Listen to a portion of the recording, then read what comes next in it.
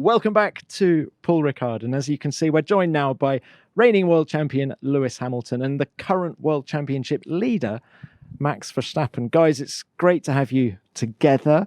Feels like the pre-fight weigh-in. So let's start by looking ahead to the weekend. Are we going to see another great battle between you two guys? Who's going to start? Well, I mean, it would be good. It just means that, both teams are competitive. Let's see. I mean, for us, around Paul Ricard, we haven't been, let's say, amazing in the previous years, but I do think that our whole package is more competitive, of course, this year. So I'm looking forward to see what we can do here. And Lewis, how about you? You've dominated the last two races here. Yeah, pretty much like Max was saying, just excited to get back to racing, and these breaks are sometimes kind to us and sometimes we wish the races would come sooner. So I'm just keen to get going again and improve from our last race, hopefully. Well, Lewis, it's been a rough couple of races for you guys. How much are you looking forward to getting back on track here at a conventional racetrack? Yeah, definitely. I mean, the last two have definitely been really difficult for us as a whole, as a team, and I think everyone's, you have to take the rough with the smooth, and it's definitely been challenging, but we've learned a lot. We continue to strive for perfection. We continue to unite, and there's really not really a lot we can't do when we're together and united. So I'm definitely looking forward to getting back onto a track where we probably won't be as affected as with tire temps, for example, and it has been good for us in the past here, but I anticipate a tough weekend naturally. Obviously, the Red Bulls have shown some serious pace over the previous races, as well as the more conventional tracks like Barcelona. Thanks, Lewis. And Max, just throwing it back a couple of weeks, it was a heartbreaking end to your race in Baku. Just how much did it play on your mind in the week after the race?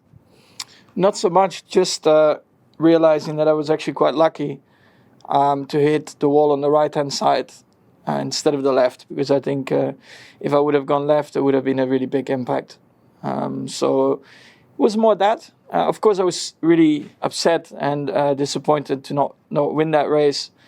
But on the other hand, I was quite lucky there in that instance. So it happens. It's racing. Of course, that things can happen, but of course these kind of things you don't want to happen. And this weekend, are you expecting Mercedes to be more competitive? Yeah, I think as Lewis said, street circuits can be really tricky with tire warm up, getting it in the right window. Sometimes Q3, like we have seen with red flags and stuff, it's a bit more upsetting. But I think once you get to a more normal track, I think everyone knows more or less what you have to do, and warm up is less of an issue. I do expect them to, of course, be strong. All right, guys, thank you. We've got a pile of hands up, people wanting to ask you questions. So let's open it to the floor, and we're going to start, please, with Christian Meynat from Motorsport Magazine. The question is for Max. You said after the tire failure you had in Baku that Pirelli will, of course, find debris that caused the issue. The statement from Pirelli didn't say it was caused by debris. They had another explanation. Are you happy with that? Personally, not. Because for me, it was just a bit vague what came out. But the only thing I can say is from our side, I think the team did everything like they should have done. I mean, they followed all the guidelines with tire pressures and stuff. So there was nothing to be found there. I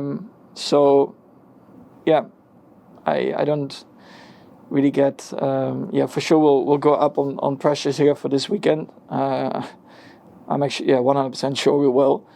Probably it has something to do with that, what happened in Baku, but it would also be nice to just know if it was tire pressure related or just speak out. That would be, I think, a bit easier to understand than I think the explanation we got so far, because the team didn't do anything wrong.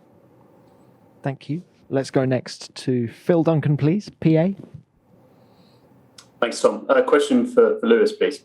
Lewis, over the years, we've got used to saying, you haven't made any mistakes and you've been driving faultlessly. But I suppose running off the road in Baku was your sort of second mistake in 6 races. I know it's hardly the end of the world, but what would you put that down to? Is that, people suggesting that might be the pressure from Max? Would you go along with that? Thank you. Well, Max wasn't in the race at the time, so it's definitely I was in the medical center. Yeah, it wasn't. Definitely wasn't the pressure from Max. So, and I don't even count it as a mistake. So, I don't know what the one before that was, but yeah, I don't feel any pressure. I feel pretty relaxed, and you can't always be perfect.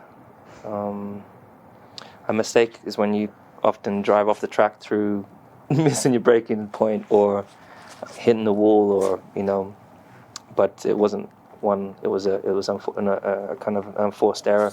Really, something that we had that was sitting there that could have happened at any point, and it unfortunately bit us pretty hard. But we learn from the experience and we move forwards. And Lewis, are there going to be any changes to the positioning of? Is it the magic button? Are you going to move it further away from the steering wheel? Haven't moved it. We've just put a shroud around it just to make sure that that I can't accidentally touch it in future. And but that's for the short term. It's obviously the wheel's not so easy to change or to move buttons was all designed. So we'll look for a longer term solution probably in the future. Thanks, Lewis. Let's go to Scott Mitchell, please. The race. Thanks very much. This is a question for both drivers, please.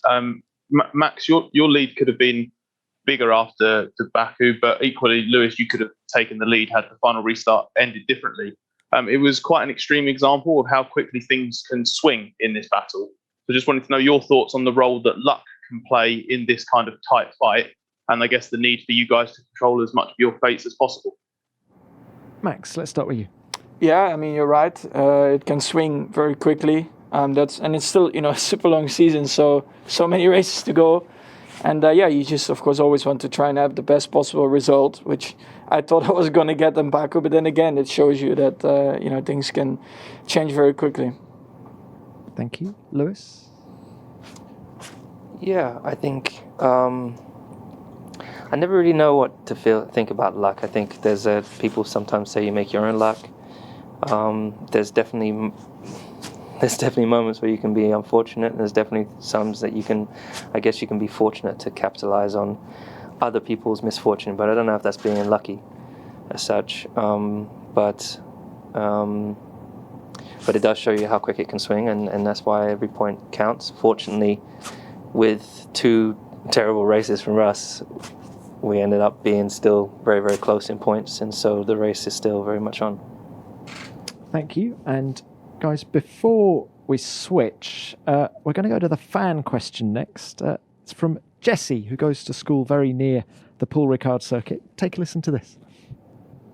Hello, I'm Jesse.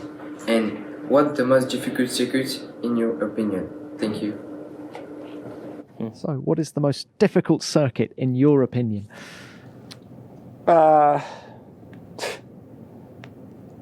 Most difficult? Well, I mean, Monaco is not easy because it's so narrow, especially, of course, in qualifying. And then in the race, of course, keeping your focus for so many laps in a row. But I would say that's definitely not an easy track, yeah. How about you, Lewis? Yeah, I'm just trying to think. I